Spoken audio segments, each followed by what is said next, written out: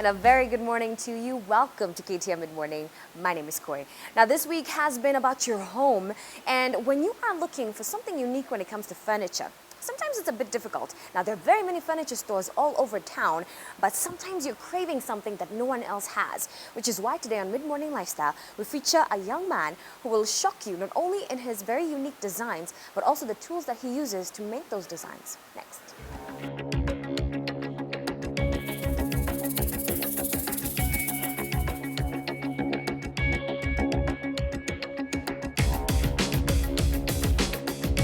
Furniture is one of those items that individuals take time to look for and purchase. Individuals are looking to those in the furniture industry to deliver unique and customized innovations. In this day and age, a company's greatest natural resource is the ingenuity of its employees. Speaking of ingenuity, we all know the bicycle.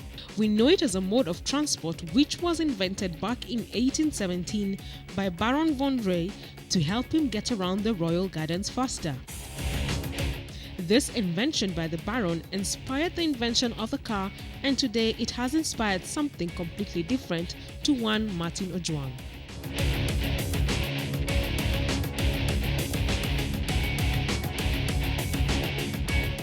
I'm 24 years old.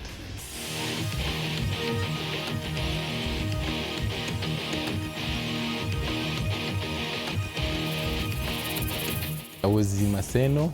I was doing accounting before I dropped out because of fees and all that.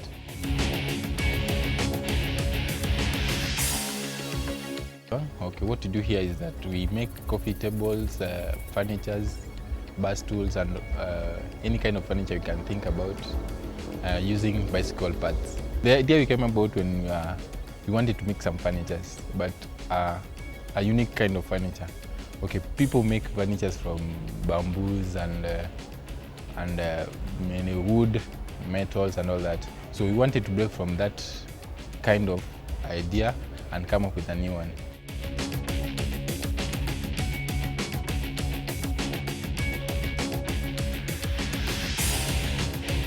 I wanted to make a coffee table for my house. So we came up with the idea and we started joining the things. So I kind of joined two of them, and a friend came in, and the way he admired the table, and he said that actually I want such. So since then we say that this thing can be a means of income.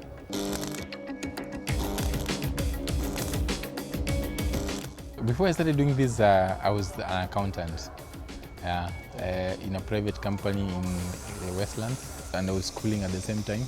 The reason why I quit is that I wanted to concentrate mostly on the business and go in it commercially, so that we produce more. There was a lot of response from people wanting to see the samples and buy some. So I think that's mostly led us to quit and then concentrate on the work. Okay, for the start, what we needed is a welding machine, a grinder or a cutting machine, a drill. So those were the basics ones that we needed for us to start everything. For some furnitures, we don't need to weld them. We have to join them with screws, and that's when we need a drill, screwdriver.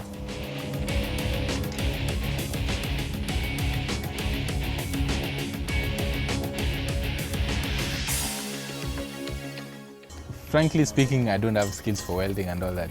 I watch and learn and then try them.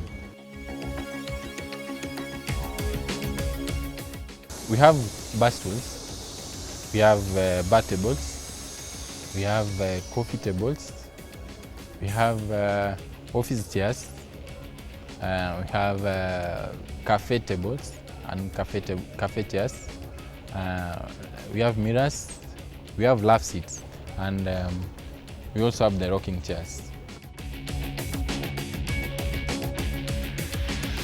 We can say it's a matter of try and error. Okay, we try to you try. If this one doesn't work, doesn't come up nice, you try another way. What makes the price difference is that the materials, the number of trims that are used, and the kind. If it's a table, let's say the number of trims used, and then the size of the glass. So, depending on the size of the glass and the millimeters, depending on the thickness, it will make the price range from. The price ranges from around 3,500 for less complicated one to around 10,500. Ojeys Designs Limited sells over 50 pieces each month. We want to sell the one that we have so that we can raise enough capital to buy or the rest, materials for the rest. Basically, I think the response has been good. Many people have been inquiring, and we have sold some.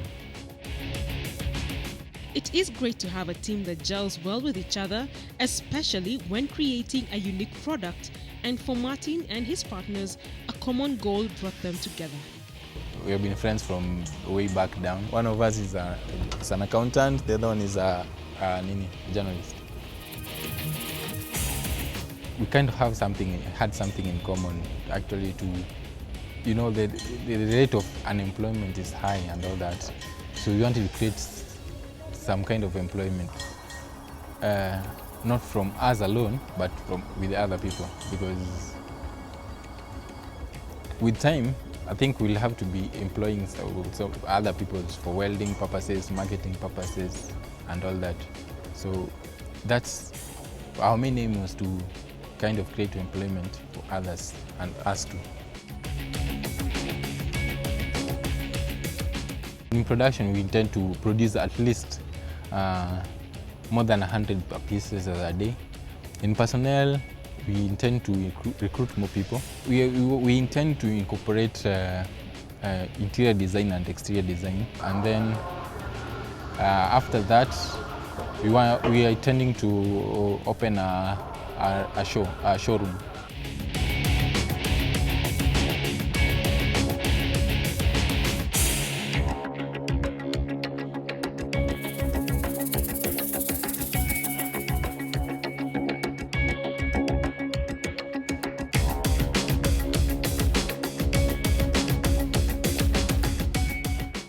The Eve Sisters program is all about providing motivation and mentorship to young women all across this country. Let's find out which motivational speaker we have today on the segment next.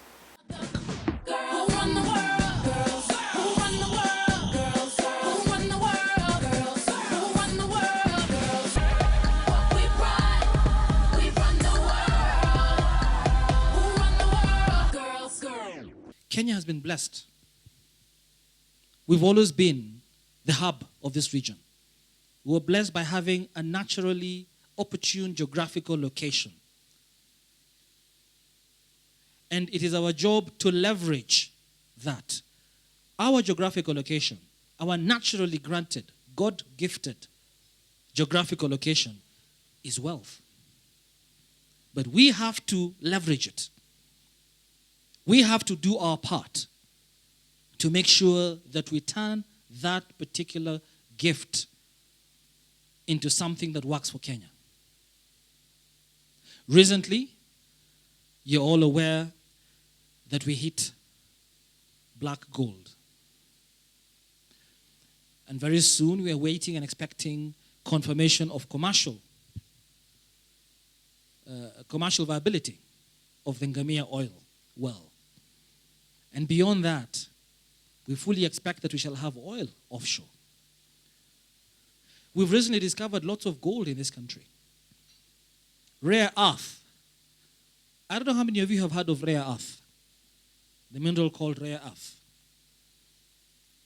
I don't know how many of you know what this is made of.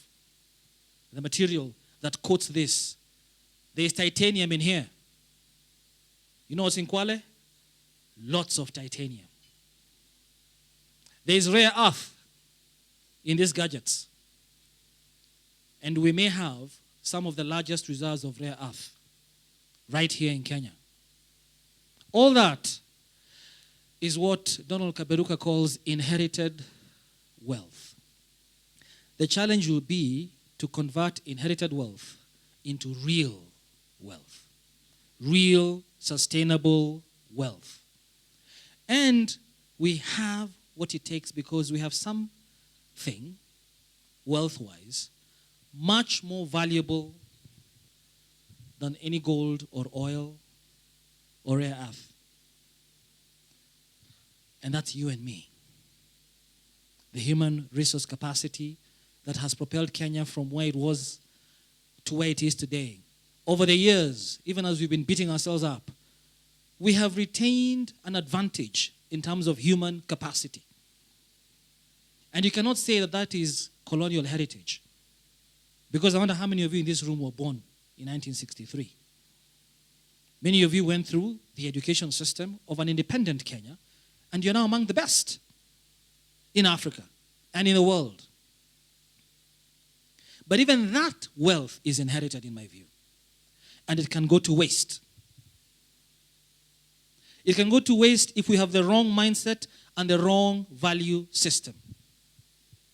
It can go to waste if we keep saying the glass as half empty, as opposed to a glass that is half full.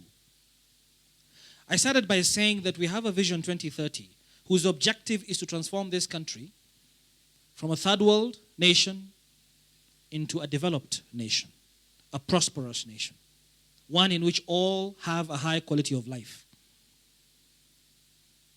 But we may need, or rather we will need to cast away our third world, third class mentality to do that. Because a third world, third class mentality is wasting our great human capacity, which we have. You know, when I remember when the Museum Hill roundabout was coming up, even as the pillars were coming up,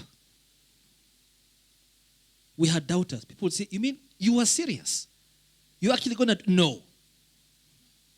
Even as the pillars were coming up, there were doubters. Why? Why? When we look at Thika Road today, there's been articles about the way Thika Road is killing people. And the question I always ask is Thika Road killing anyone? No. Human beings are killing each other. Whichever way you look at it, whether it is the contractor not having adequate road signage, whether it is the policemen who still think that on a four-lane highway you can have those little spikes on an expressway, whether it is the way we drive or Matatu drivers drive, whether it is the pedestrians, you name it. It is not Thika Road. It is a third world mentality. We need first-class mentality for a first-class system. First-class infrastructure must go with a first-class mentality. And so all I want to ask of us today, and all I want us to pray for today, Dr. Cindy Trim, is a mindset change, value systems. We need to look at our value systems, and in fact, as we embark on the second medium-term plan, because we're just about to complete the first 5-year medium-term plan of Vision 2030, and we're reviewing it now to go to the second medium-term plan that begins next year, we are going to entrench a value systems approach to Vision 2030. And in fact, what we call the foundations today, which is infrastructure and macroeconomic stability and innovation and public sector reforms, will have an additional foundation, the foundation of foundation, which is going to be value systems. And you have a role to play in that. Because value systems are not like changing a constitution or building a road. That is software. They are more organic. Role modeling is very important. Oftentimes, I drive behind big cars, Range Rovers and Mercedes-Benzes, and there's a father and a mother and 3 kids at the back. Or should I say 2.3 kids at the back? Increasingly, we are moving from 11 kids, like my parents had, each of them had 11 siblings, to really up it upper class, 2.3 kids. But in this car, flashy car with a very yappy, hip, upwardly mobile couple and their 2.3 kids, just as I'm really admiring them, window rolls down and daddy throws out an empty bottle of water or yogurt. I'm sure you've seen that happen. I wonder whether some of you are that daddy or mommy. But what value system is that being imparted to those 2.3 kids? We've been talking about a new constitution and a new judiciary, for instance, or IEBC. Institutional reform. Institutional reform is hardware. It cannot work without software reform, without the value systems change. And already I can see signs of it. If you look at the IEBC, we were also proud of the interim independent electoral commission at the time of the constitutional referendum. We've been very proud of the IEBC, haven't we? But as soon as they announced the 4th of March date, suddenly this credible institution began becoming less credible. Why? Not because of them. Because it doesn't matter what kind of a constitution we have, what kind of institutions we have, we must ourselves protect them and respect them by having the right mindset and value system. Which means the judiciary, if we believe it is credible, is still credible when I lose a judgment. It cannot be that the IEBC is only credible if they choose the election date that I favor. It cannot be that the judiciary is credible if they only make judgments for me. Mindset change.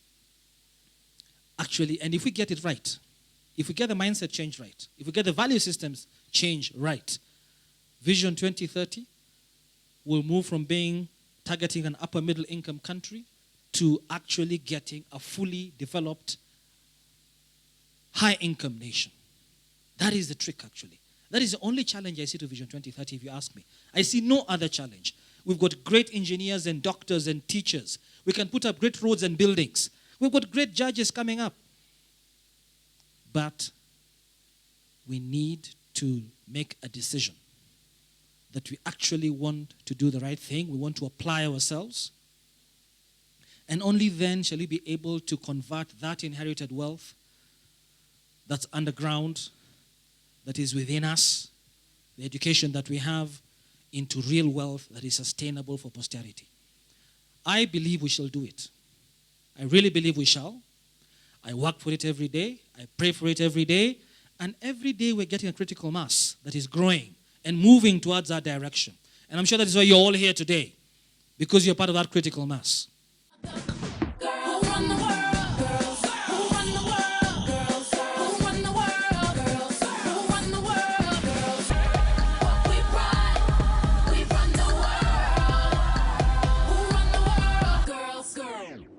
As we've seen from this week's features, there's no more complaining about lack of unique furniture solutions. All you have to do is take a walk around Nairobi and you will find some amazing pieces.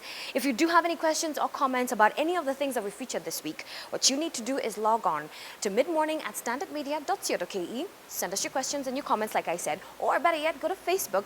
The name of the page is KTN Midmorning. Don't forget to like the page as well. I have been your host, Koi. Have yourselves a wonderful weekend. I'll see you Monday.